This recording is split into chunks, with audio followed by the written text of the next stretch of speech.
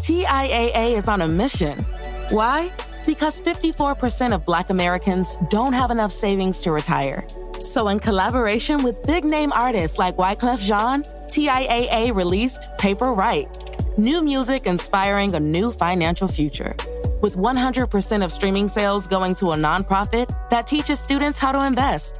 Stream Paper Right now and help close the gap. It's time to say goodbye to hold music and say hello to fast customer support with Service Cloud. With trusted AI and data working together, you can skip long wait times and deliver efficient, personalized service right away, all while keeping support costs low and more customers happy. Reimagine your customer support with the #1 AI CRM for service. Learn what's possible at salesforce.com/products/service. This is Optimal Finance Daily, episode 2604. Here's When to Buy Your First House by Camilo Maldonado of theFinanceTwins.com. And I'm your host and personal finance enthusiast, Diana Merriam. Now let's get right to today's post as we optimize your life. Here's When to Buy Your First House by Camilo Maldonado of theFinanceTwins.com. Are you thinking of buying your first home? You aren't alone. This milestone is a rite of passage into adulthood, or at least that's what a lot of people think. There's a sense of societal pressure to conform and buy a house. For most people, homes will be the most significant purchase they make, so it's crucial to understand whether you're ready to make the jump or whether you should hold off a bit longer. Today, let's explore whether it even makes sense for you to consider buying now. The temptation to buy is real. We can't deny the allure of buying a home. From a cultural perspective, we're all bombarded with images of how the American dream looks. A charming new home with a picket fence and a large yard with green grass for the kids to play on. At this point, home ownership is as American as apple pie. Isn't buying a house an amazing investment?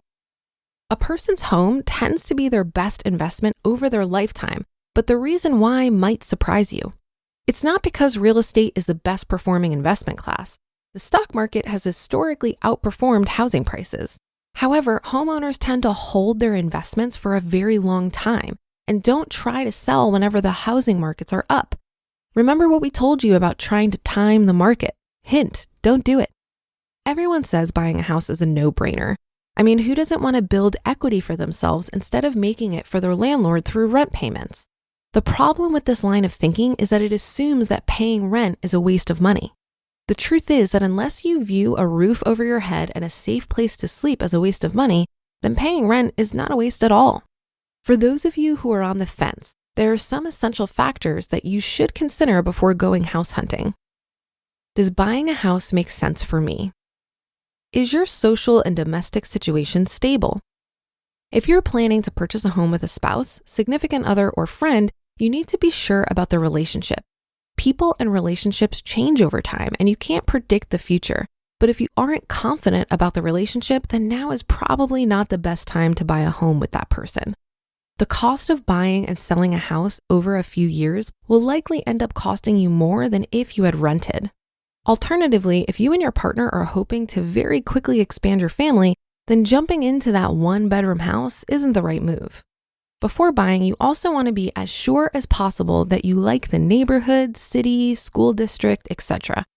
If you know there's no way you want to be in a specific place long-term, then it doesn't make sense to buy a home even if you think you're getting a killer deal unless you plan to rent it out to others eventually. Are you currently working at a job you enjoy or industry you love and plan to be there for the foreseeable future? If switching careers or going back to school is on the horizon, it's probably also not a good time to be looking to buy a home, unless you have a very secure plan for making your mortgage payments. You don't want to go through a stretch where you won't be able to make your mortgage payments once your emergency fund runs out. If you think paying rent is a waste, it's not. Then imagine the feeling of making years of mortgage payments and having your house taken away. Again, things change and stuff happens, but if you're on probation at work, it makes sense to figure that out before buying a house. A new job may also make your new commute unbearable, so be sure to take that into account. Are you financially prepared to buy a home? Do you have enough money saved up for a down payment, potential repairs, and all of the taxes and fees that come with ownership? We recommend saving 20% for a down payment on the home to avoid having to pay for private mortgage insurance, or PMI. Saving 20% for a down payment isn't always possible, and we totally get that. Your credit score should also be in great shape to ensure you get the lowest interest rates. Even small changes in interest rates can lead to big differences in interest paid over the lifetime of your mortgage. Remember that no more than 30% of your take-home income should be spent on your housing. Mortgages and related costs are no exception to this rule. The less you can spend on shelter, the more money you'll have to save and invest. Did you pass the test to see? If you answered no to any of these questions, then it makes sense to rent a little longer. Depending on your situation, renting could end up saving you money long-term when compared to buying. Quickly changing your mind can also be very costly. Buying and closing costs each time you buy or sell a home are not insignificant, and there's always the chance that your home could go down in value. In terms of full transparency, both of us have always rented because we've only ever been on the move for school, work, etc.